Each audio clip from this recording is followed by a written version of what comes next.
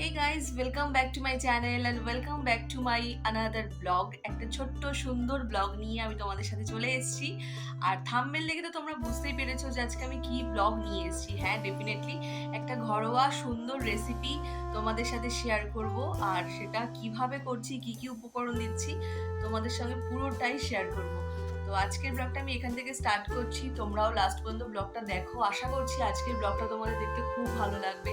আর যেহেতু এখন আমার একদম প্রেগনেন্সির লাস্ট কয়েকটা মাস বাকি আছে, তো সেই জন্য আমি চেষ্টা করছি কি ঘরের খাবার মানে নিজের মতো বানিয়ে খাই। তো সেই জন্যই কিন্তু আমি যা করছি তোমাদের সাথে মোটামুটি রেসিপি শেয়ার করছি। আর তোমরা যেভাবে রেসপন্স করছো আমার মিনি ব্লগগুলোতে আমার খুব ভালো লাগছে, এত ভালোবাসা আমি পাচ্ছি তোমাদের কাছ থেকে। যাই হোক, আজকে আর এখন কথা বাড়াচ্ছি না, সোজা কিচেনে যাচ্ছি। প্রায় 9টা বেজেই গেছে।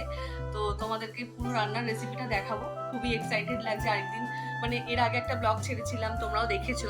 তো আজকে একটা নতুন ব্লগ নিয়ে এসেছি, ভীষণ ভালো লাগছে। তো চলো একদম ওখানে গিয়ে তোমাদের সাথে দেখা হচ্ছে। তোমরা কিন্তু একদম স্কিপ করবে না, লাস্ট পর্যন্ত ব্লগটা দেখো আর আমার পাশে থেকো।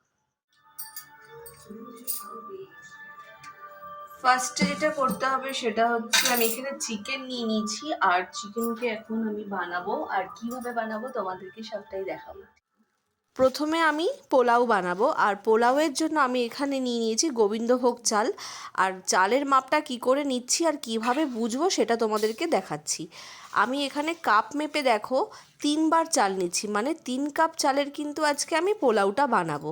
আর চাল মেপে যদি তোমরাও নাও তাহলে কিন্তু তোমাদের জলের মেজারমেন্ট করতেও সুবিধে হবে। তাই জন্য একটা ছোট কাপ যতটা তুমি চাল নেবে তার ডবল পরিমাণে কিন্তু তোমাকে পোলাওতে জল দিতে হবে।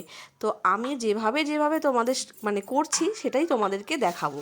প্রথমে চালটা নিয়ে নিয়েছি। এরপর কিন্তু খুব ভালো করে ধুয়ে নিতে হবে একদম পরিষ্কার জল দিয়ে। আর পরিষ্কার জল দিয়ে খুব হালকা হাতে ধুতে হবে যাতে চালগুলো ভেঙে না যায়। আর আমি কিন্তু সেভাবেই করছি।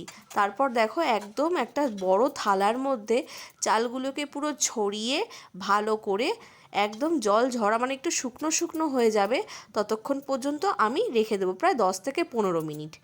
তারপর কিন্তু এখানে একটা বাটি নিয়েছি। এই বাটিটার মধ্যে আমি ঘি দিচ্ছি। তোমাদের বাড়িতে যদি অন্য রকম ঘি থাকে, মানে যদি দোকানের কোনো ঘি থাকে সেটাও ব্যবহার করতে পারো। আর এটা আমার বাড়িতে তৈরি করা, মানে এটা এখানকার ঘি নয়, এটা বাইরের ঘি। তো সেই ঘিটাই আমি ইউজ করব। তো এখানে ঘিটা একটু গরম করে নিলাম, তার মধ্যে একটু হলুদ দিয়ে দেবো। তাহলে কি হবে বলো তো, হলুদ দিয়ে দিই না, কাঁচা যে একটা গন্ধ থাকে সেই গন্ধটা ছাড়ে না। তো আমি সেইভাবেই এটা ইউজ করছি। তোমরাও কিন্তু এভাবে এই টিপসটা ফলো করতেই পারো। আর দেখো এইভাবে একটা চামচির সাহায্যে আমি কিন্তু পুরো চালটার মধ্যে ঘিটা ছড়িয়ে দেবো। ঘি আর হলুদ এখানে মেশানো আছে, আর কিচ্ছু এটার মধ্যে দিইনি। এরপর আমি যা যা ইউজ করব, যা যা দেব সবটাই তোমাদেরকে দেখাবো। আর খুব হালকাভাবে কিন্তু সমস্ত মিশ্রণটাকে দিয়ে এই চালটাকে মেখে নিতে হবে। আর দেখো তোমরা যদি এই রকমভাবে করো তাহলে কিন্তু পরে আর তোমাদেরকে ওপর থেকে কোনো রকম ফুড কালার, হলুদ কিচ্ছু দিতে হবে না। তোমরা এইভাবে যদি করো খুব সুন্দর একটা কালার আসবে, তার সাথে আসবে একটা সুন্দর গন্ধ। আর যেহেতু পোলাও সবসময় না ঘিতে বানানো আর গোবিন্দভোগ চালেই বানালে খুব ভালো হয়। আর এখন আমি ওপর থেকে আদা নিয়েছি। আদাটাকে একটা মানে ঘষুনি যেটা বলে, আমরা একটু ঘষেই দিয়ে দিচ্ছি, কারণ আমি মিক্সিতে মিক্সড করিনি, খুব কম পরিমাণে বানাচ্ছি বলে করতে হয়নি। আর তারপর কিন্তু আমি একটু নুন দিয়ে দেবো ওপর থেকে। আর নুন দিয়ে না খুব ভালো করে এটাকে আবার মেখে নেব। আর যেভাবে যেভাবে আমি মাখছি তোমাদেরকে আমি সেভাবেই দেখাচ্ছি, তোমরা একটু দেখতে থাকো। দেখো এখানে কিন্তু মাখাটা পুরো রেডি হয়ে গেছে। আর ওপর থেকে কিন্তু আমি একটু কাঁচা লঙ্কা দুটো নিয়েছি, ওটাকে মাঝখান থেকে চিড়ে রেখে দেবো বেশ কিছুক্ষণ। তো চলো দেখো, আর তোমরাও একটু একটু করে শিখতে থাকো।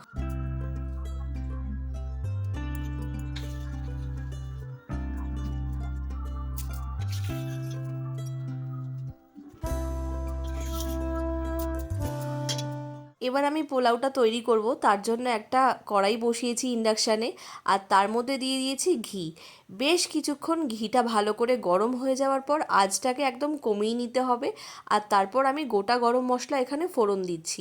কি কি ফোড়ন দিচ্ছি তোমাদেরকে তো দেখাচ্ছি। এলাচ আছে এখানে, আর এখানে তেজপাতা আছে, আর এখানে আছে হচ্ছে গোটা গরম মশলা। তো সেই জন্য একটা সুন্দর সেন্ট তো অবশ্যই পাবো আমরা মানে পোলাও থেকে। আর ভীষণ একদম আস্তে স্লো ফ্লেমে কিন্তু এই রান্নাটা করতে হবে, যাতে কি একদম ঘিটা পুড়েও না যায় আর কোনো মশলা যাতে গোটা গরম মশলাটা একদম পুড়েই না যায়। তারপর ওপর থেকে প্রথমে আমি কাজু বাদাম দিয়ে দিচ্ছি। কাজু বাদামটা একটু ভালো করে লাল লাল হয়ে যাওয়ার পর, মানে একটু ভালো করে ফ্রাই হয়ে যাওয়ার পর ওপর থেকে আমি কিন্তু আবার দিয়ে দেবো হচ্ছে কিশমিশটা। কিশমিশ সবার লাস্টে দেবো, তার কারণ কিশমিশ দিয়ে যদি বেশিক্ষণ ভাজি তাহলে কিন্তু সেটা পুড়ে যাওয়ার চান্স থাকে।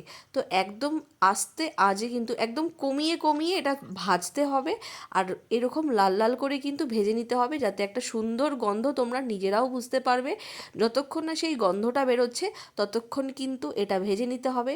এরপর আমি যেটা করব, আমি যে চালটাকে মেখে রেডি করে রেখেছিলাম সেই চালটা কিন্তু দিয়ে দিলাম কড়াইতে। আর দেখো খুব সুন্দর করে কিন্তু আমি চালটা যতক্ষণ না ভাজা হচ্ছে ততক্ষণ নাড়াচাড়া করে বেশ কিছুক্ষণ টাইম নিয়ে এটাকে আস্তে আস্তে করে ভেজে নেব। আর খুব আস্তে আজেই কিন্তু এটা করতে হবে, বারবার একটাই কথা, না হলে কিন্তু সমস্ত মশলা পুড়ে গেলে, ঘি যদি একটু বেশি মানে তাপে পুড়ে যায় বা গরম হয়ে যায় তাহলে কিন্তু ঘিয়ের গন্ধটাই চলে যাবে।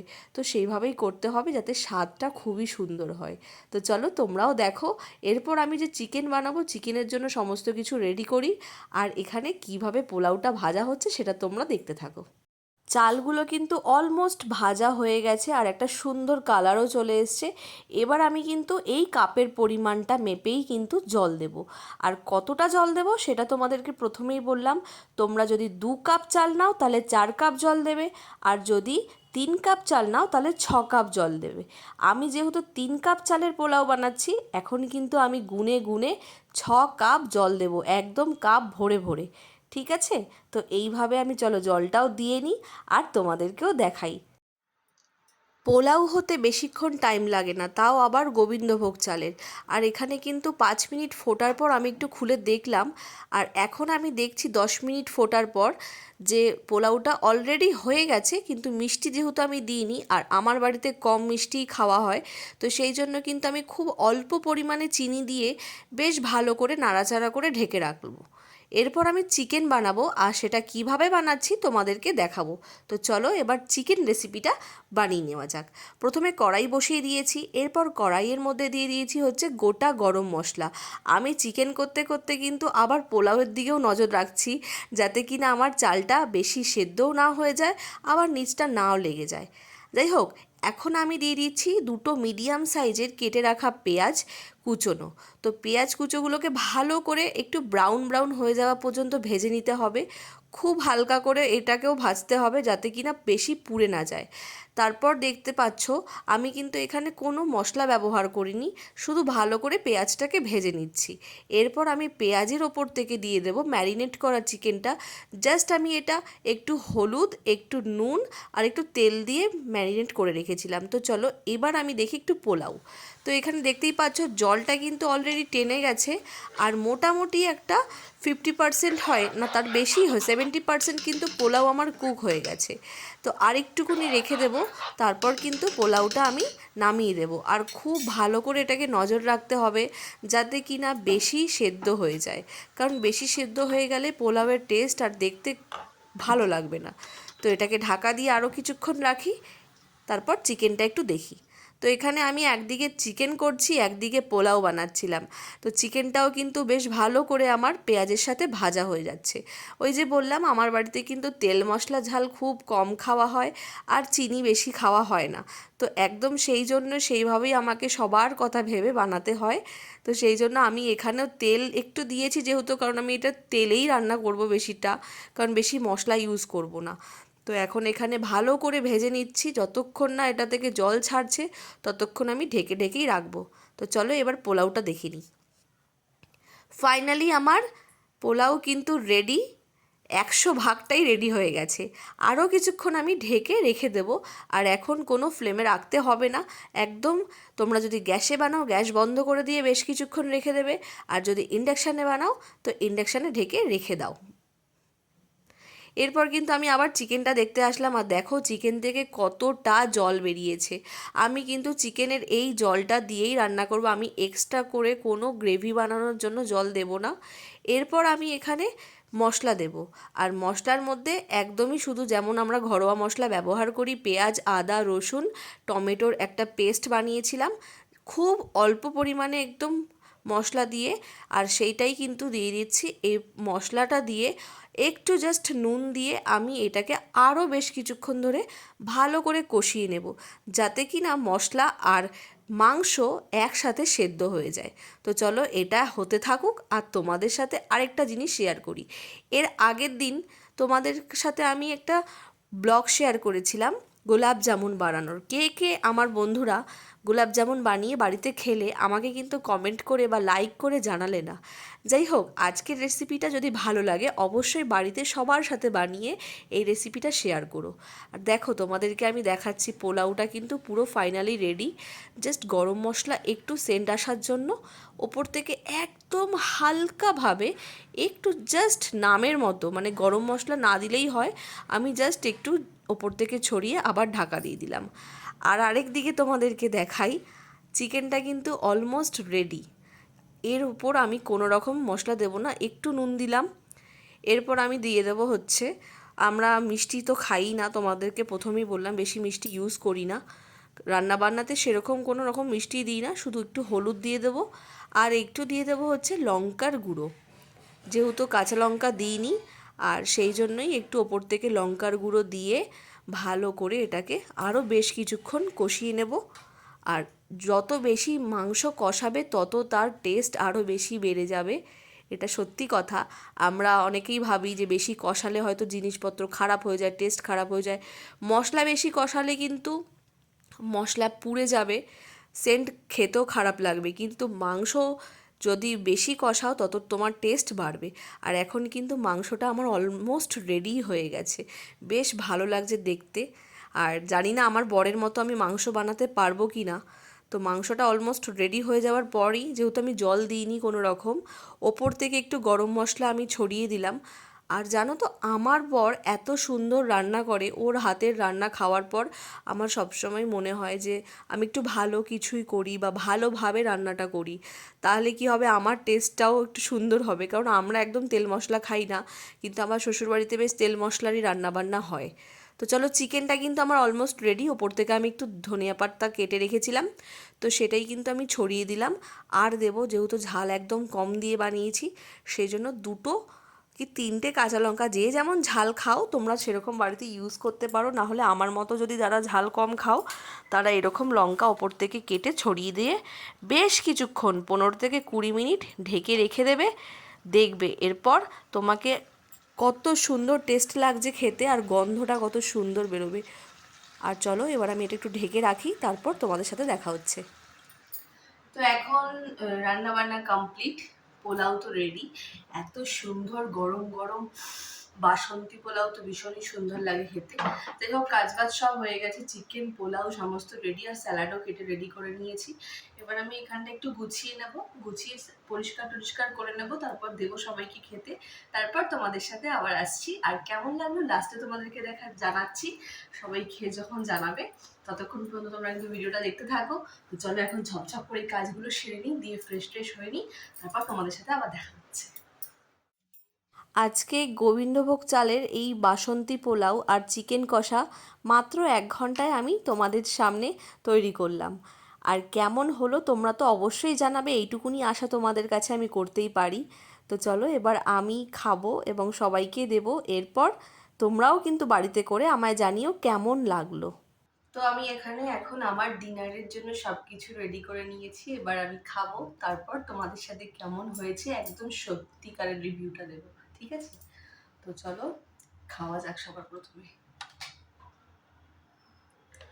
পোলাও আমার ভীষণ পছন্দের একটা খাবার, মানে আমি ভীষণ পছন্দ করি পোলাওটা খেতে। আর আমি যেখানেই যাই, মানে আমি যেখানেই যাই, আমি মিষ্টি ভাত খেতে বেশি পছন্দ করি।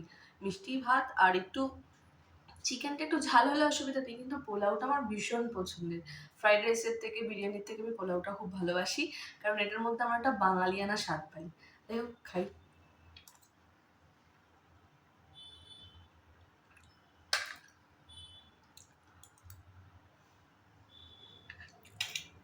চিকেনটাও আছে।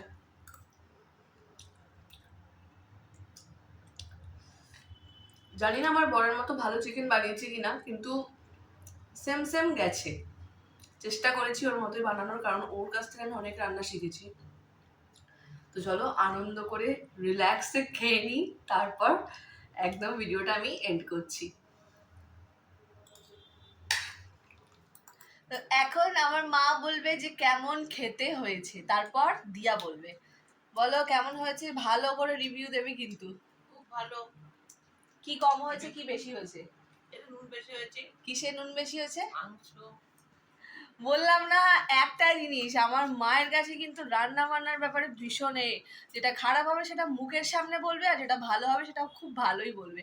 হ্যাঁ, যেহেতু গ্রেভিটা একটু টেনে গেছিল, তো চিকেনটাতে একটু নুন নুন লাগছিল, তাই হোক মানে ঠিকঠাক আছে। এবার রিভিউ দেবে হচ্ছে দিয়া। এখনো খাচ্ছে, খেতে খেতে রিভিউটা দেবে। বল কেমন লাগছে? হেভি, মানে ভীষণ ভালো হয়েছে। তো যাই হোক, আজকের ব্লগটা তোমাদের যদি ভালো লেগে থাকে তাহলে অবশ্যই কিন্তু একটা লাইক করে দিও, আর যারা আমার চ্যানেলে নতুন দেখছো তারা আমার চ্যানেলটাকে সাবস্ক্রাইব করে দিও, আর এইভাবেই আমার পাশে থেকো। আজকের ব্লগটা আমি এখানেই শেষ করলাম। বাই বাই, গুড নাইট, সবাই খুব ভালো থেকো।